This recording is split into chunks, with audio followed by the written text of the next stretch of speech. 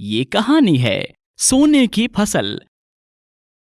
एक गांव में धर्मा नाम का व्यक्ति रहता था। धर्मा के पास पूर्वजों की बहुत सारी जमीन थी। वो उन्हीं खेतों में खेती करता और उसी से अच्छा खासा मुनाफा कमाता।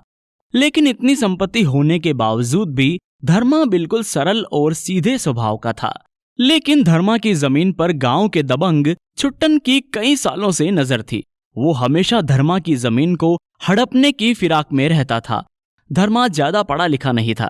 इस बात का फायदा उठाकर छुट्टन ने एक दिन जमीन के कागजात पर धर्मा के साइन ले लिए और धर्मा पर चोरी का झूठा आरोप लगाकर उसे गांव के बाहर निकलवा दिया।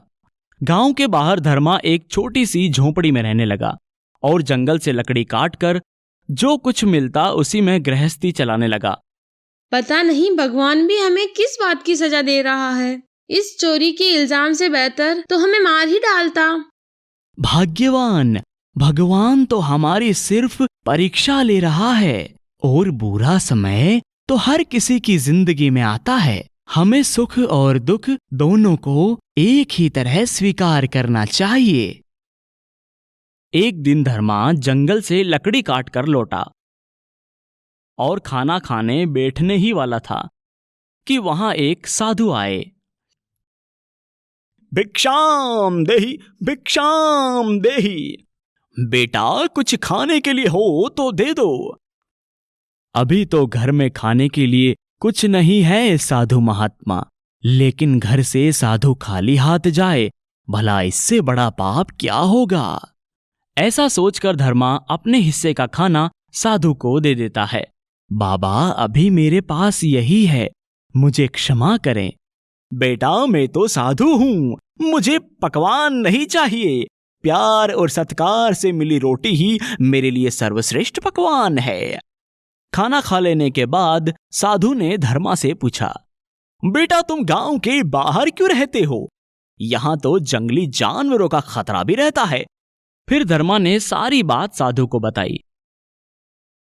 तो साधु ने अपनी झोली में से एक मुट्ठी गेहूं के दाने निकालकर धर्मा को कहा, ये लो बेटा, इन गेहूं के दानों को बगीचे में बो देना और थोड़ा पानी डालकर रात भर छोड़ देना। ऐसा कहकर साधु बाबा वहां से चले गए। फिर धर्मा ने वे गेहूं के बीज बगीचे में बो दिए और सो गया।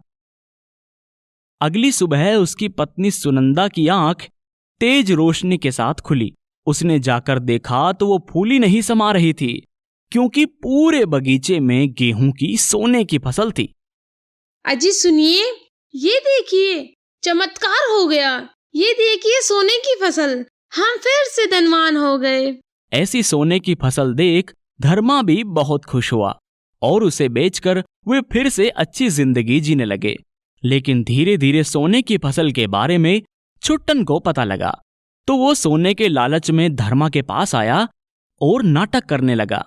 अरे धर्मा भाई, मुझसे बहुत बड़ी भूल हो गई, पाप हो गया मुझसे, पाप।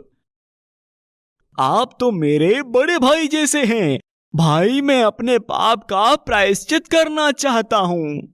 मैं आपकी सारी जमीन वापस करना चाहता हूं। बस धर्मा भाई, आप मना मत कीजिए, नहीं तो मैं अपने आप को कभी माफ नहीं कर पाऊंगा। इस तरह छुट्टन धर्मा को उसकी जमीन लौटा देता है। अब मेरे पास कुछ नहीं बचा है। धर्मा भाई, आप इस पापी पर एक एहसान कर दीजिए। बस थोड़े से सोने की फसल वाले बीज दे दीजिए।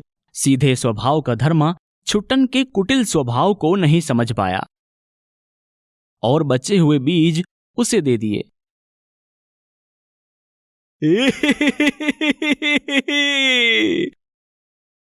इस धर्मा को बेवकूफ बनाना कितना आसान काम है, जैसे कि मक्खी उड़ाना। बस अब मैं बनूंगा राज्य का सबसे बड़ा सेठ, सेठ छुट्टन।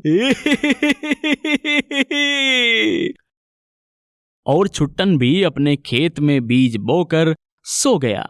लेकिन जब अगली सुबह वो उठा तो उसके होश उड़ गए। क्योंकि उसकी सारी जमीन बंजर हो चुकी थी, जिस पर कभी भी कोई भी फसल नहीं उग सकती थी। हे भगवान, मैं लुट गया, बर्बाद हो गया, मेरी सारी जमीन बर्बाद हो गई।